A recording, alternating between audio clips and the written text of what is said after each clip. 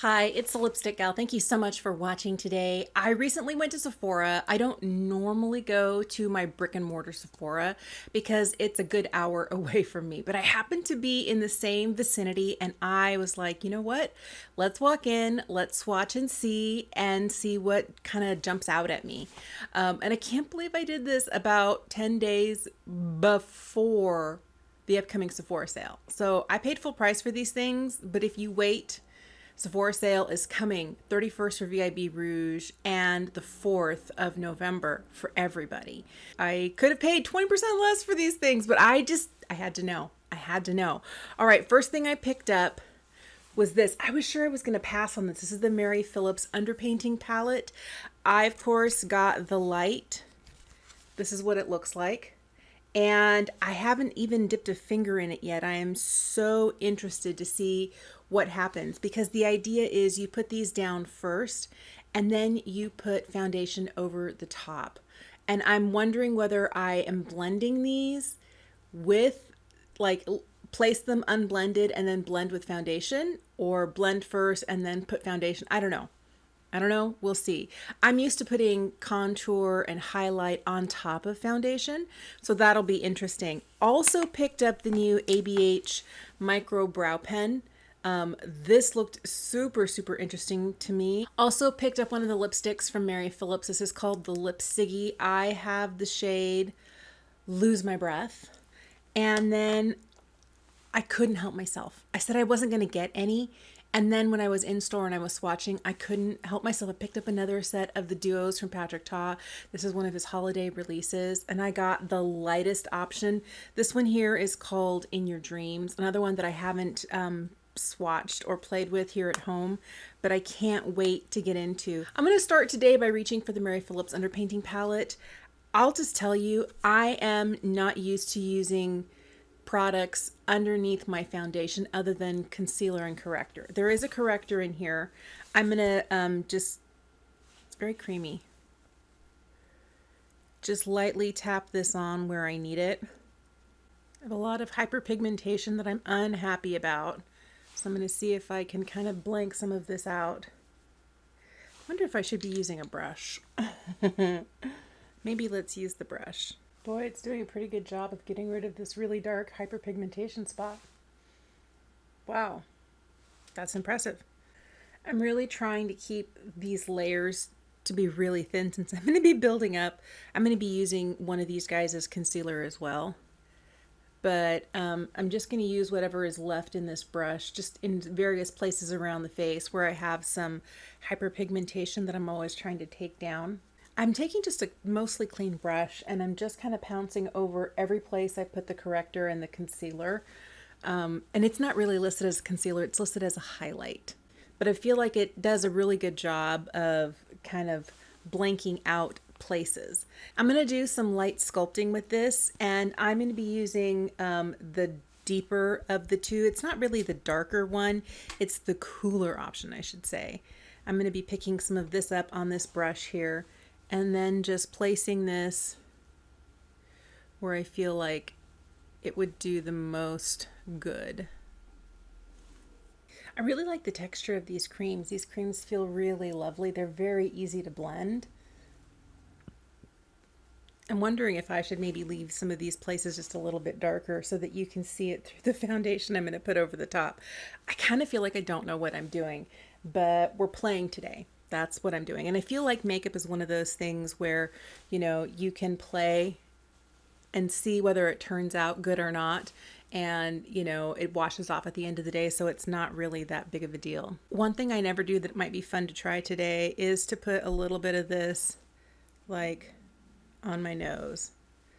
I never think to contour my nose, mainly because I'm afraid. I'm just curious what's going to happen when we start blending. All right, so I think I'm going to leave it there. You know what? I'm going to use this shade here at the end. It's a little bit warmer. I'm going to use this on a slightly fluffier brush and just kind of put it everywhere as a little bit of bronze. Ooh, that might be too much. Let's see what happens. I'm pulling out my face palette here, and I'm going to put a couple of pumps of the Make Diffusion Dew on here. And I think what I'm going to start by doing is using my finger kind of just to tap this in.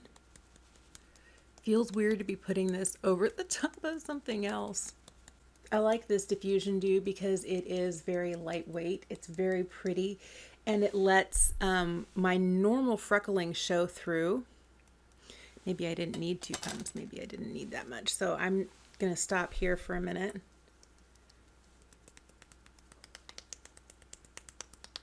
Tapping it in. It's a funny sound. Now I'm going to take a clean sponge and just start blending the rest of this. And my goal is not to like be swiping, but just to lightly press over the top, just to see what this looks like over the top of the contour and the bronzer that I put down. I feel like I lost some coverage here. I feel like it was pretty well covered before, but maybe my sponge is picking up more than just blending the diffusion dew in. Before I put any powder on my face, I do want to put a little bit of blush on. I'm going to be using the Charlotte Tilbury Healthy Glow blush, and this is in Cherry Glow. I'm just going to put a little bit of it on the back of my hand and just work it into the bristles of a brush and lightly tap it over my cheeks because I want a little bit of a flush. I don't want too much. Okay, I really only ended up using about a pump of the diffusion dew. I feel like maybe I was worried I wasn't going to cover up some of the contour and the bronzing because it was feeling a little abrupt on my cheeks because I didn't fully blend it before I started putting on the foundation over the top. But the truth is, I think that it came together pretty well. Now, do you need this? No. Could you use concealer and like a cream contour or a cream bronzer underneath your foundation? Absolutely. So don't feel like you need to run out and spend, and I forget how much this was. I think it was in the $60 range on this little palette. But if you are somebody who does a lot of traveling and wants to keep them all in the same place, I think this is a great set. I'm not mad that I picked it up, and I feel a little bit more pulled together. I'm only slightly bummed that I lost some of the coverage here on my, and it could be user error. It could be that I'm not a makeup artist and I don't know how to keep the coverage there while layering other products on top. So let's not count it against the Mary Phillips palette. At this point, I do need some powder on my face. I did not use any regular concealer under my eyes. I used what was in this palette, the highlight shades in here. So I'm going to reach for my Givenchy pressed powder, and I'm going to grab a poof. You know what I like about this is I'm not really, as I'm looking in my under eye, I'm not really noticing anything that's catching in my fine lines underneath the eye. That's really rare. I'm going to grab an up close mirror and take a really good look. No, I don't have any product settling in the creases underneath my eyes. That is so rare for a cream product, and especially one that has not been set yet. But I am going to set it, and hopefully it's not take too much powder here. And just hit the nose, the under eyes, and a couple of other spots on the face. Just for funsies, I'm going to throw on a little bit of cream highlight. This is the Sarah Creel, and this is, what is this, the shade? Today's highlight in this just in, and I'm just going to tap it right here on my cheekbones, like right at the high points of my face. I'm in desperate need of some eyebrows, and I can't wait to try this. This is the Micro Stroke Brow Pen, and I picked it up in the shade medium brown, and this is what it looks like. It is a much finer tip than some of the other brow pens that I have. I feel like the other brow pens that I have that have a tip this fine are the 2-pronged one from L'Oreal, the Infallible Brow, I forget what it's called exactly, or the Benefit 3-pronged one where the prongs are really small like this. But this being a single makes it really easy for me to put it right where I need it, one stroke at a time. So I'm going to start by brushing up, and I like that it comes with a spoolie on the other end. So I'm just going to start filling in some gaps here. This is my one eyebrow that needs more help than the other. What I like about this pen so far is that it doesn't have so much liquid on the tip that as you touch down, it just kind of spiders out. I've had other ones where there's too much product and I have to wipe the tip of the pen off before I can touch it down on my face. I like how easy this is, just kind of drawing on.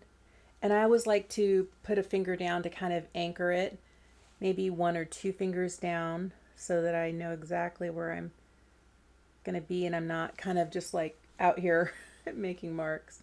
Man, they're so fine and so light. And with brushing it through right after, boy, I feel like I just filled in my entire brow. It didn't take very long either. Hello. This is fantastic. I really like this. I do like the 3-pronged Benefit brow pen. I think that one is really nice. I do like the dual tipped brow pen from L'Oreal. I like that one as well, but I feel like the gap between them is just a little too much for my type of eyebrows. I don't have voluminous eyebrows. I don't have really full and fluffy brows. I have a lot of gaps, and I feel like the 3 prongs together, as long as I don't press too hard, if I press really lightly, I do get like a quicker coverage. But I like the precision I'm getting from this, because the other one, you have to like where you're placing all 3 of those, and it can sometimes put like a hair stroke where you don't want it. But I feel like this looks like a real natural but still full brow, which is what I'm always looking for. All right, let's do the other side. Other things I like about this pen is that we've got 2 colors on here, so that you know that the white cap is the one that fits over the brush tip. It also has an airtight seal on here, and it has a little bit of a spring to it, so that you know when you snap it closed that it's going to stay closed and airtight, so the pen doesn't dry out. And I do love that we're getting a spoolie, and the spoolie is a great shape. It's not too big and fluffy. It's just enough to help brush through the brows. I always lamented that the first brow pen I tried from ABH didn't have a spoolie on the other end, and it didn't last as long. This is one where, like, here I am pressing on it and I'm having a really hard time picking up color. I can if I really like, but I can't imagine myself rubbing my eyebrows that fiercely. I feel like I'm really looking forward to seeing how this wears. This is supposed to be waterproof. It's supposed to be like transfer proof. It's supposed to stick around for 24 hours. And that's what I'm looking for from my brow products. Okay, for eyes today, I'm going to reach into my Cafe Crush palette. I have really been liking this. You can get this all on its own, but I got it in the Holiday Beauty Box from Lancome. I'm going to reach for the mattes in here, just the mattes, because I definitely want to use the Patrick Ta glitters over the top. I don't know how much of an eye look I want. I want it to be kind of just barely. Time to go in with this little duo here. This one's called In Your Dreams. I swatched these in store, and just the way that they looked in the light just made me so happy. I knew I wanted to play with these, so I'm going to put the lighter one, oh wow, right on the inside and blend it, and then the slightly darker one over the other portion of the lid. But these really do give a very glittery gleam to the eye. I'm going to go in with the same brush I was using at the beginning, just to try and flick away anything that I have in my crease, because I'm trying to keep the sparkle just to the lid. That's really pretty. I'm going to grab a little bit of this. Oh, I'm getting a lot of sparkle fallout. Maybe I should have been using brushes instead of fingers. So when I have sparkle fallout, like you can see some like right over here, right across and through here, I reach back into my powder and I use a clean small eyeshadow brush, and I load up my brush with powder, and then I just kind of, like I'm trying to flick it off. It doesn't get rid of everything, but it gets rid of a lot of it. And this way, I won't have any sparkle where I don't want it, like on the cheek tops or underneath the eyes. I'm going to throw on some liner and mascara, and I'll be right back for that Lip Siggy from Mary Phillips. All right, I really like where this has landed. I did take a closer look underneath my eyes, and I have a little bit more sparkle fallout. I think next time I wear these Patrick Ta eyeshadows, I'm probably going to apply with a brush as opposed to my finger and see if I can minimize some of that fallout. That I think was user error. This Lip Siggy is $26 from Mary Phillips. It's very, very tiny. Keep in mind that you're getting very, very little in here. How much does it say we're actually getting here? So you're actually getting 0.03 ounces. That's not a lot, but that's okay. I have so many lipsticks. It's really hard for me to find the time to use them all, but I was very curious about this formula. This is in the shade Lose My Breath. I like how it's rather sheer. It's got a bit of a red lean to it without being bright cherry red. They do have a cherry red shade, and I decided to skip on that. I know, gasp, who am I? This is what one swatch of Lose My Breath looks like. I do like the streamlined packaging. I think it's really nice. I think that if you have smaller lips, you would like having something that is this small and precise. I feel like it would work for anybody, but particularly if you have smaller lips. I like how sheer this formula is. It feels really nice. It's a really nice emollient, creamy feel on the lips. I was looking for one of the coordinating lip liners and they were all out. They had 2 shades left and they were really warm and toasty. And I was like, nope, not with Lose My Breath. I think I'm going to just skip it. And if I want to pick something up later, I'll see what there is during the Sephora sale. But I like this. This is really nice. And I think the price, $26, it's kind of mid-range when you're thinking about how much you're paying for lipsticks at Sephora, but keep in mind how absolutely teeny tiny itty bitty it is.